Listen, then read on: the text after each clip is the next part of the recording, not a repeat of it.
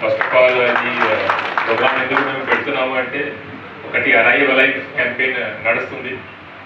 Second phase ఇప్పుడు initiative ఇది.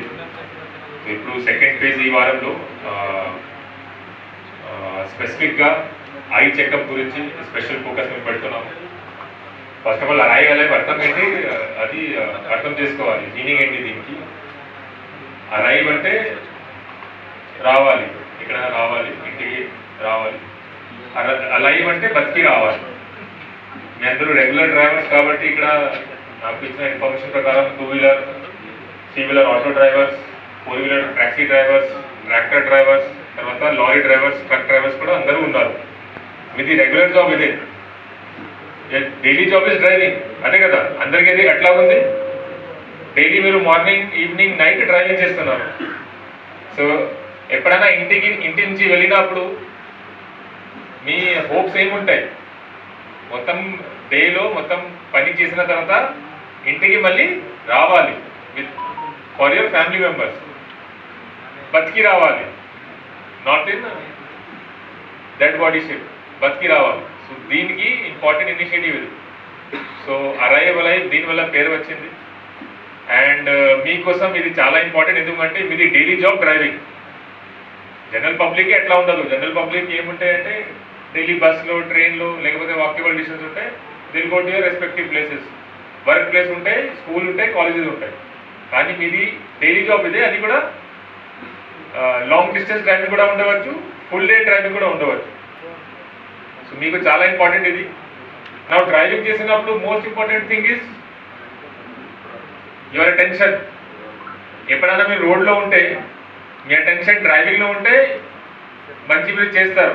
కానీ అటెన్షన్ డైవర్ట్ అయితే, ఏమైనా ఫోన్ వస్తే మొబైల్ ఫోన్, లేకపోతే ఎవరైనా ఫ్రెండ్ మీతో మాట్లాడితే కార్లో కూర్చున్నప్పుడు, లేకపోతే హియరింగ్ సాంగ్, హెడ్ ఫోన్ పెట్టి సాంగ్ హియరింగ్, అప్పుడు కూడా అటెన్షన్ పోతుంది. మంచి ఆబ్జర్వేషన్ ఉండాలి అంటే మీ ఐసైట్ కూడా మంచిగా ఉండాలి. ఐసైట్ వీక్ ఉంటే మీకు దూరం మయోపియా ఉంటే 50 మీటర్ తర్వాత ఏముంది మీకు కనపడదు. హైపర్మెట్రోపియా ఉంటే నియర్ ఫార్ సైడ్ ఉంటుంది. దగ్గర ఉన్న ఏం జరుగుతుంది కనపడదు.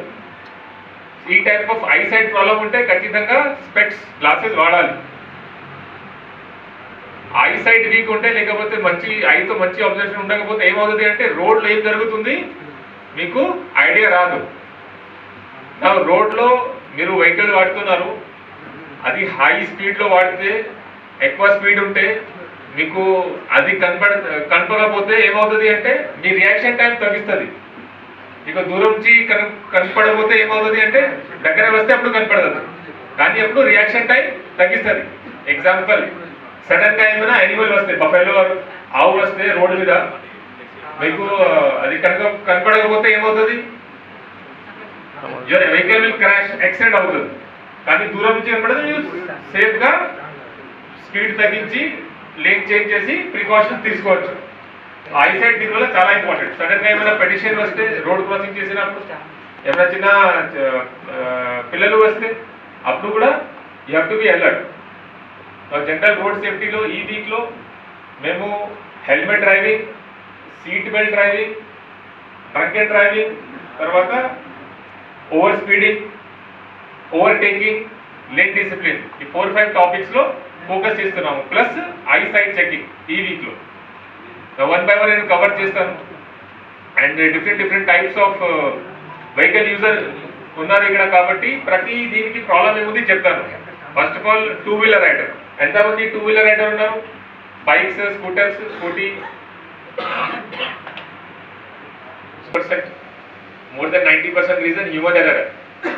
ఆ హ్యూమన్ ఎర్రర్ వల్ల, ఈ హ్యూమన్ ఎర్రర్ అంటే మన mistake, drivers mistake are pedestrian mistake.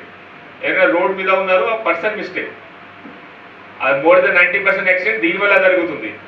Other 10%లో రోడ్లో ఏమైనా ఇష్యూ ఉంటే, సడన్ గా పాట్ హోల్ వస్తే, లేకపోతే సడన్ గా ఏమైనా యానిమల్ వస్తే, జంతువులు వస్తే అప్పుడు యాక్సిడెంట్ జరుగుతుంది. సడన్ గా ఏమైనా పిల్లలు వస్తే రోడ్ మీద అప్పుడు యాక్సిడెంట్ జరుగుతుంది. అది బ్యాడ్ లక్. కానీ more than 90% reason human error వల్ల ఉంది. మీరు ఇది అన్ని ప్రిన్సిపల్ ఫాలో చేస్తే మేము యాక్సిడెంట్స్ రేట్స్ తగ్గించవచ్చు. అన్ని యాక్సిడెంట్స్ ఎవరికి జరుగుతుంది, 200 మెంబర్స్ 200 మంది చనిపోయారు. దీంట్లో 80% మగవాళ్ళు ఉన్నారు.